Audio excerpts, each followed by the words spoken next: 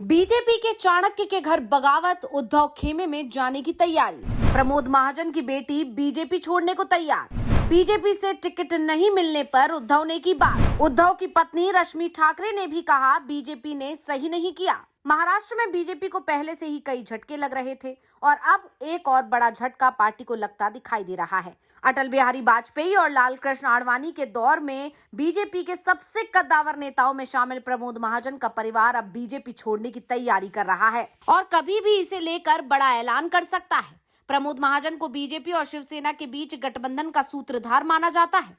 उन्होंने ही सबसे पहले शिवसेना के साथ महाराष्ट्र में बीजेपी का गठबंधन कराया था, जो 3 दशक तक कायम भी रहा था। लेकिन महाजन के जाने के बाद ये गठबंधन पहले कमजोर हुआ और अब उद्धव ठाकरे बीजेपी से दूर जा चुके हैं।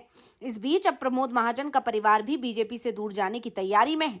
तो क्यों महाजन परिवार हुआ बीजेपी से नाराज और बीजेपी पर क्या हो सकता है इसका असर, इसी पर हम इस वीडियो में करेंगे बात, तो वीडियो को आखिर तक जरूर देखें। महाराष्ट्र में बीजेपी आज भले ही बेहद मजबूत दिखाई देती हो, लेकिन 35 साल पहले हालात ऐसे नहीं थे। राज्य में बीजेपी बेहद कमजोर थी। इस दौरान राज्य में बीजेपी के 2 कदावर नेता निकले थे। एक थे प्रमोद महाजन और दूसरे थे गोपीनाथ मुंडे। महाजन और मुंडे में रिश्तेदारी भी थी। प्रमोद महाजन जहां दिल्ली की राजनीति करते थे तो मुंडे मुंबई की राजनीति करते थे। दोनों ने मिलकर राज्य में बीजेपी को मजबूत किया। लेकिन जब प्रमोद महाजन को लगा कि अकेले वो कांग्रेस का मुकाबला नहीं कर पाएंगे, तो उन्होंने 1989 में बाला साहेब ठाकरे से गठबंधन करने के लिए बीजेपी के हाईकमान को तैयार किया। शिवसेना और बीजेपी का गठबंधन जल्दी ही राज्य की सत्ता में भी आ गया। वाजपेयी के दौर में बीजेपी के अंदर महाराष्ट्र को लेकर कोई भी फैसला प्रमोद महाजन के बिना मर्जी के नहीं होता था, यानी प्रमोद महाजन ही सर्वे सर्वा हुआ करते थे महाराष्ट्र बीजेपी के। लेकिन महाजन के जाने के बाद अब उनका परिवार पूरी तरह से बीजेपी में किनारे लगा दिया गया है। यानी जिस महाजन ने महाराष्ट्र में बीजेपी को मजबूत किया, अब वो ही कमजोर पड़े हुए हैं। और सिर्फ प्रमोद महाजन का परिवार ही नहीं, बल्कि गोपीनाथ मुंडे का परिवार भी किनारे कर दिया गया है।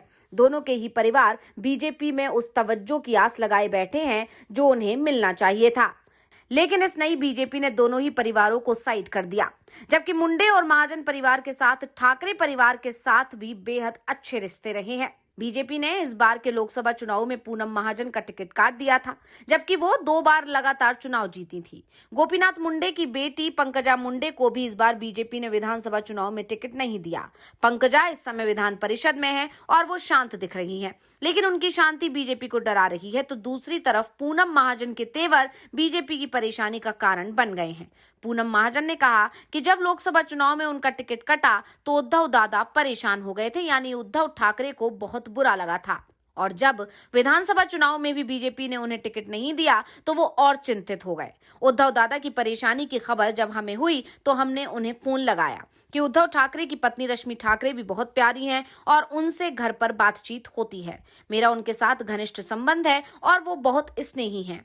टिकट लेने के बाद दूसरा फोन लेने का तो सवाल ही नहीं था, क्योंकि हम बात करते रहते हैं। हम घरेलू मामलों पर बात करते हैं, राजनीति पर नहीं। मैं उद्धव ठाकरे को दादा कहती हूँ। यही नहीं, पूनम महाजन ने आगे कहा कि उद्धव ठाकरे के पिता बाला साहेब ठाकरे और प्रमोद महाजन के बीच हमेशा पारिवारिक रिश्ता रहा है। जब 2024 में मुझे टिकट मिलने में दिक्कतों का सामना करना पड़ा, तब उद्धव ठाकरे ने अपने हर भाषण या इंटरव्यू में इस बात का जिक्र किया था कि पूनम के साथ ऐसा नहीं होना चाहिए था। पूनम ने कहा कि मैंने संसद में देखा है, मुलायम सिंह यादव जब मिलते थे तो कहते थे कि हमारे प्रमोद की बेटी आई है। जब मैं उनके पैर छूती थी तो वो अपने हाथ सिर के ऊपर रखते थे। फारूक अब्दुल्ला असाधारण प्रेम करते थे। शरद पवार की भी मुझ पर जान है। पूनम महाजन एक एक करके कहने लगी कि मुझे कभी प्यार की कमी महसूस ही नहीं हुई। पूनम ने आगे कहा कि मुझे याद है जब 2014 में ममता बनर्जी पहली बार अपने सांसदों से मिलने संसद में आई थी, तभी एक तृणमूल सांसद दौड़ते हुए मेरे पास आए और कहा कि चलो दीदी तुम्हें बुला रही हैं। जैसे ही मैं पास आई, उन्होंने सचमुच मुझे कसकर गले लगा लिया और कहा कि मेरे दोस्त की बेटी है। ये एक विरासत है। सबसे बड़ी बात तो ये कि पूनम महाजन ने एक के बाद एक विपक्ष के नेताओं के नाम गिना दिए, लेकिन किसी भी बीजेपी नेता का नाम नहीं लिया। यानी साफ है कि पूनम महाजन ने एक तरह से अपनी नाराजगी का एहसास बीजेपी हाईकमान को करा दिया है। साफ कर दिया है कि अगर बीजेपी हाईकमान ने उनके साथ सही व्यवहार नहीं किया तो वो पार्टी भी छोड़ सकती हैं। वहीं उद्धव ठाकरे की शिवसेना की तरफ से तो एक तरफ से खुला ऑफर है पूनम महाजन के लिए। वो जब चाहें उद्धव की शिवसेना में शामिल हो सकती हैं और वैसे कहा जा रहा है कि विधानसभा चुनाव में अगर नतीजे बीजेपी के खिलाफ आते हैं तो पूनम महाजन विधानसभा चुनाव के बाद पाला बदल सकती हैं और उद्धव की शिवसेना के साथ जा सकती हैं। दरअसल जब से बीजेपी के अंदर मोदी युग आया है तभी से पार्टी के पुराने दिग्गज नेताओं और उनके परिवार के सदस्यों को किनारे लगाने की कोशिश चल रही है। सिर्फ महाजन परिवार ही नहीं, अटल बिहारी वाजपेयी के परिवार का कोई सदस्य इस समय बीजेपी की मुख्यधारा की राजनीति से नहीं बचा है।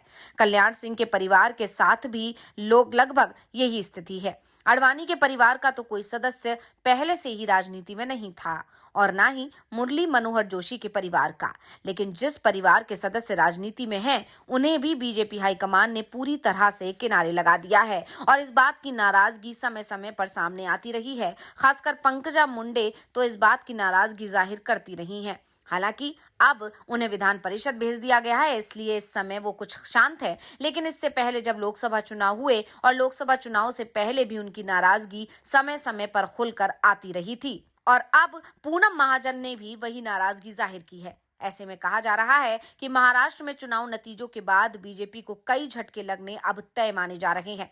पहला झटका तो उसके सहयोगियों की तरफ से लग सकता है, कई सहयोगी पाला बदल सकते हैं।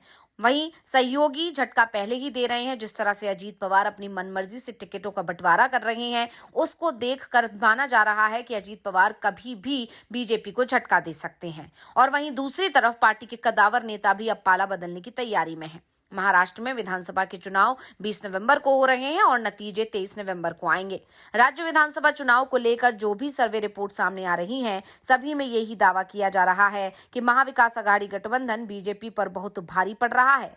वोट शेयर के मामले में तो ये बढ़त 8% के करीब की दिखाई दे रही है। ऐसे में बीजेपी के सामने जल्दी ही बड़ी चुनौतियां आने वाली हैं।